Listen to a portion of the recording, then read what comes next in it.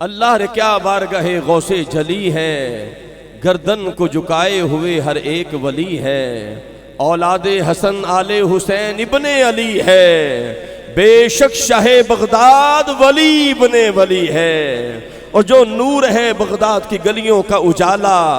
ہر ایک کرن اس کی مدینے سے چلی ہے۔ گلہائے عقیدت پیش کر رہے تھے عالمی شہرت یافتہ ثنا خان مصطفیٰ جناب الحاج قاری محمد افضال انجم صاحب۔ ابھی میاں صاحب کے ساتھ میں بیٹھا تھا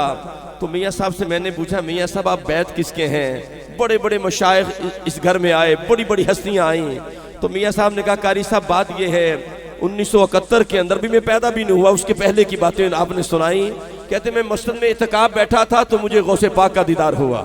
اور غوث پاک نے براہ راست اعتکاف کی حالت میں مجھے بیعت عطا کی۔ اور پھر کہتے ہیں میں 1994 میں بائی روڈ میں غوث پاک کی بارگاہ میں حاضر ہوا، بغداد شریف میں بائی روڈ حاضر ہوا، تو میرے مرشد کریم شہزادہ غوث الورا نقیب الاشراف قدوۃ الاولیاء حضور پیر سیدنا طاہر علاء الدین القادری الگیلانی البغدادی رضی اللہ تعالیٰ عنہ، ان کے بزرگ محترم سلطان الاولیاء حضرت قبلہ پیر سید یوسف الگیلانی الحسنی والحسینی جو اس وقت گدی نشین تھے، تو میاں صاحب کہتے ہیں میں نے ان کو واقعہ سنایا، انہوں نے کہا جی میں نے بیعت نہیں کرنی، آپ کی بیعت غوث پاک کی بارگاہ میں ہو گئی ہے۔ اور آپ کہتے ہیں جو میرے لیے روزہ کھل گیا، مجھے اندر حاضری ملی اور سرکار کا کرم ہوا، اور ایک مرتبہ نہیں، آپ کو پتہ ہے آج کی محفل پاک جو ہے عالم اسلام کے عظیم ثنا خان مصطفیٰ دنیا نات کے نجر تاباں، وہ آواز جو کروڑوں دلوں پہ راج کر رہی ہے، جناب قبلہ الحاج محمد یوسف میمن رحمت اللہ تعالی علیہ، ان کے اصال ثواب کے لیے میاں صاحب قبلہ نے رکھی ہے، امت مسلمہ کے اصال ثواب کے لیے۔ پھر جب آپ نے 3 مرتبہ میمن صاحب کو بھی اپنے ساتھ لے کے گئے بغداد شریف میں، تو جب وہاں کے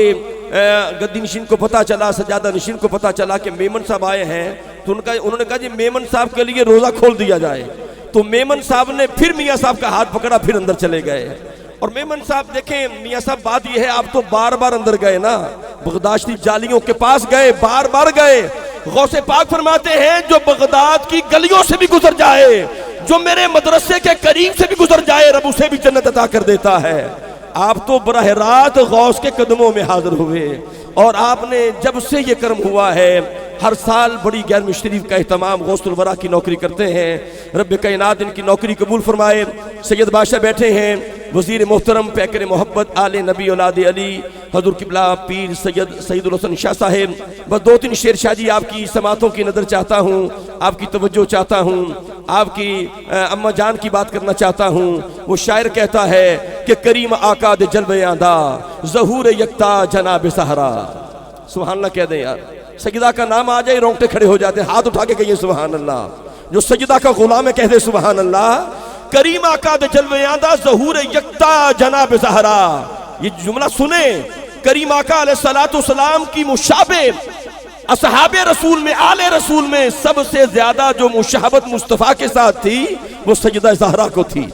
کریم آقا دے جلوے آندا ظہور یکتا جناب زہرا، نماز بھی جس تے ناز کر دی کمال سجدہ جناب زہرا، حسن تہاڈی سخادہ نہ آئے، حسین تہاڈی وفادہ نہ آئے، فقیری تہاڈی گدادہ نہ آئے، رسول بابا جناب زہرا۔ اور شیر سیدوں کی نظر ہے کہ جدوں بھی آوے تے جو بھی آوے ایتھوں تے دامن نو بھر کے جاوے، جدوں بھی آوے تے جو بھی آوے ایتھوں تے دامن نو بھر کے جاوے، سخاوتاں دا اخیر ڈیرا تہاڈا بوہا جناب زہرا۔ تہاڈی مرضی نبی دی مرضی، نبی دی مرضی خدا دی مرضی، فرشتے بچیاں دے ہون درزی، ہے کڈا رتبہ جناب زہرا۔ اور آخری شعر ہے کہ کریم زادی تہاڈے دردا، کریم زادی تہاڈے دردا، ہے مشدی بھی حقیر منگتا، خیر پاؤ نبی دا صدقہ عطا سراپا جناب زہرا۔ سامعین محترم میری دعا ہے سیدہ زہرا کا صدقہ میاں صاحب کی جو بیٹیاں ہیں شہزادیاں ہیں، اللہ پاک ان سب پہ سیدہ زہرا کی چادر کا سایہ رہے، جو دیکھ رہے ہیں سب پر سیدہ زہرا کی چادر کا نور رہے۔